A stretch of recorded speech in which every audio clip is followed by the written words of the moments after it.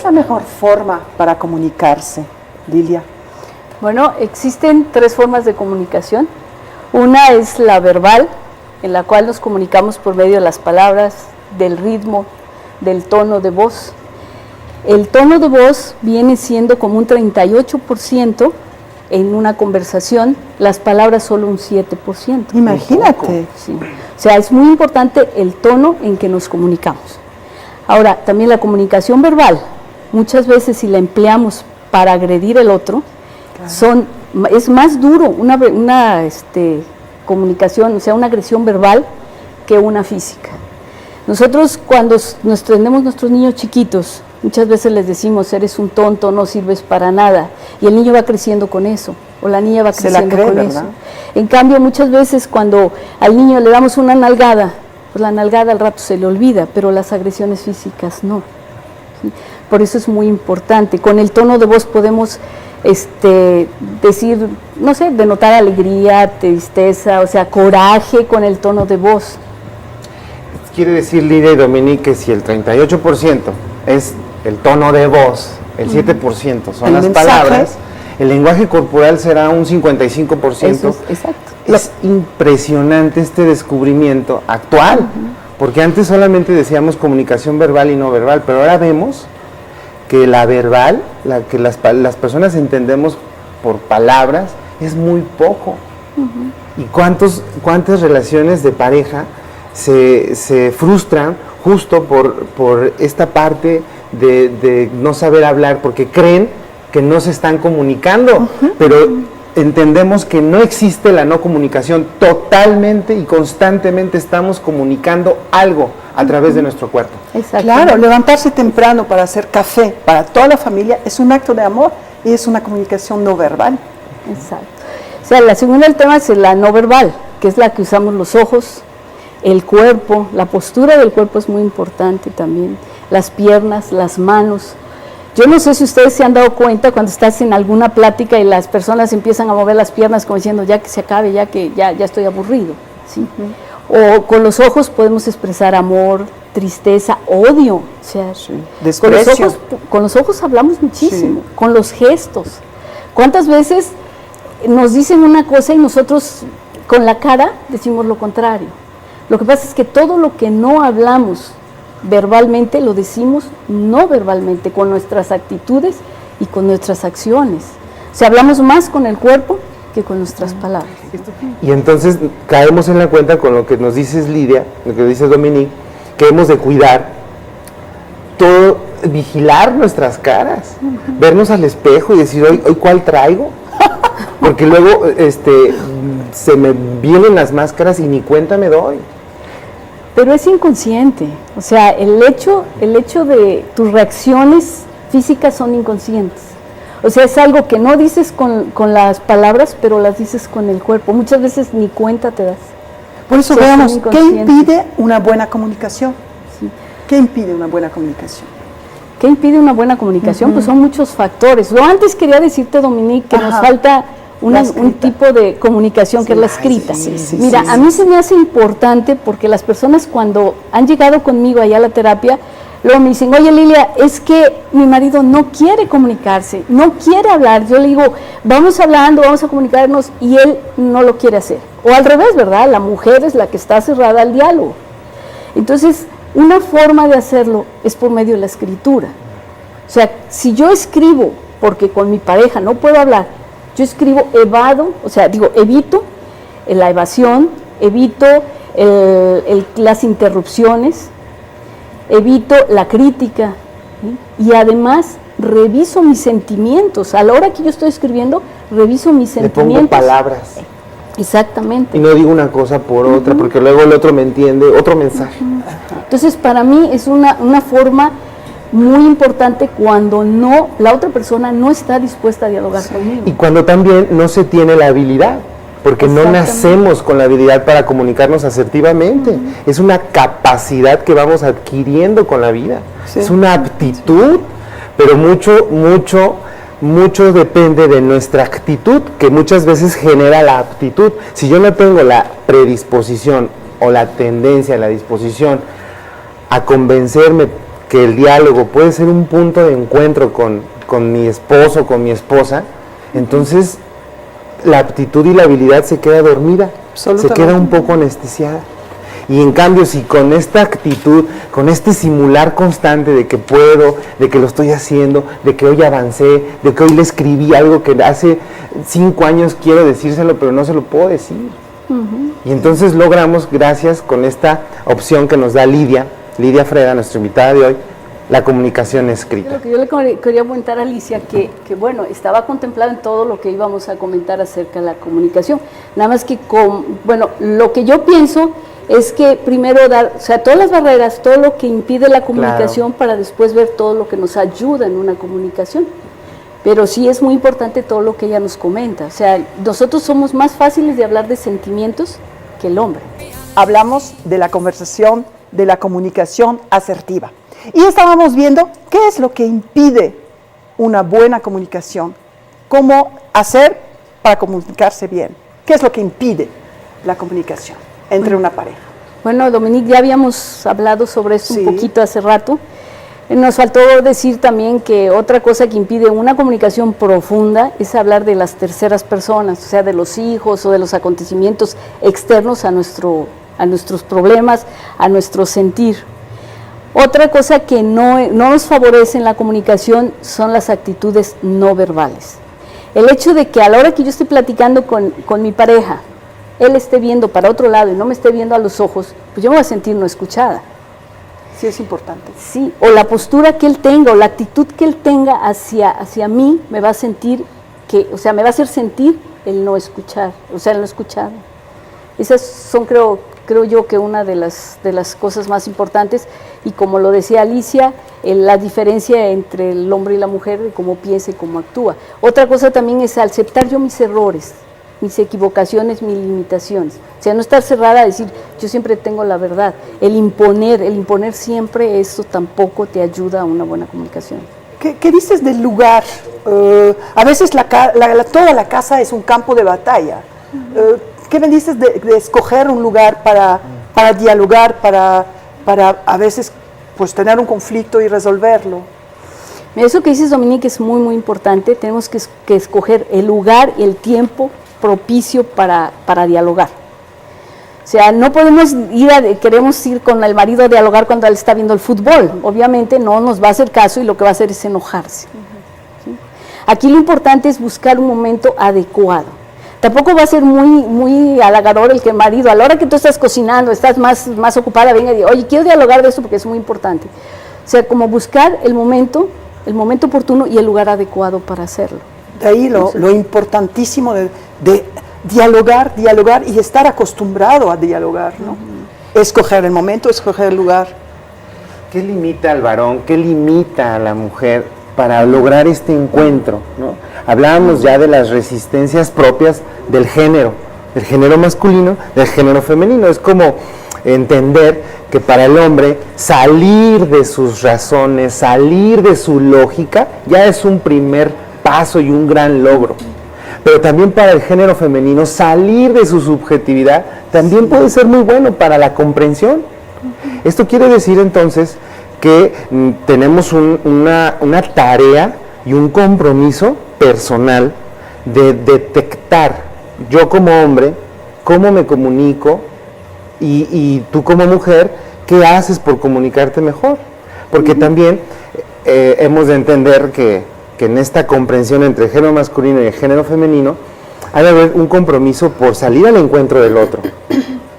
Es decir, que la mujer, en medio de sus emociones, de sus sentimientos, que no se la pase esperando a que el varón va a llegar y él va a ser la solución y que va a romper. No, también ella se ha de habituar y de acostumbrar a, bueno, ok, le doy importancia a mis sentimientos, le doy importancia a mis emociones, que el otro me valida, eso es muy importante, porque es lo que hablaban ya ustedes cuando el hombre llega y no te preocupes, todo va a pasar. No es estar validando las emociones de ella, no, pero es también validarla, entender y comprender. Decir, ok, te sientes mal, hay una pena, hay una tristeza, hay una alegría, hay una felicidad. Y desde ahí salir al encuentro. Porque entonces es como si el hombre se quedara en su mundo de juicios, de razones, de lógica. Y de hecho hay muchos que dicen, yo con mi lógica estoy muy bien. A mí todo me checa, yo no tengo problemas, mi mujer es la que tiene muchos enredos, muchos nudos. Pero ahí estamos hablando de una barrera, que es justo lo que nos decía Lidia Freda, con esta parte de no entender al otro, de no mirarlo, de voltear para otro lado. Solo son síntomas de un problema profundo, que es, no, mira, no sé ni cómo entenderte, no me interesa, y es más fácil para mí quedarme en mi mundo. Le comentaba justamente ayer a mi hija que la comunicación cuesta a veces no dejarse llevar por sus impulsos, cuesta esperar el momento, cuesta encontrar el lugar, como decía Lilia. Si yo me estoy arreglando, no es el momento que mi marido venga a preguntarme algo que se encuentra en la oficina.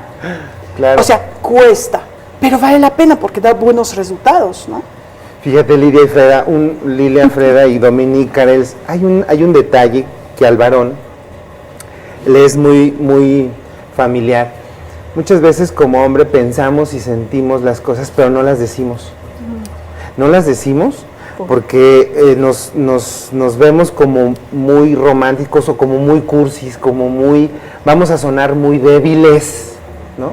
Y esto para el hombre es un tema sustancial, sí. Porque alrededor hay toda una cultura de que el hombre tiene que ser fuerte, que el hombre no tiene que expresar su vulnerabilidad, pero la verdad de las cosas es que cuando uno piensa y siente cualquier tipo de sentimientos o emociones, el varón tiene que convencerse que si convive con su esposa, con su hombre, su amor de su vida, tiene que entender que ella solamente se va a contactar con usted cuando usted sepa demostrarse vulnerable, sepa demostrarse humano.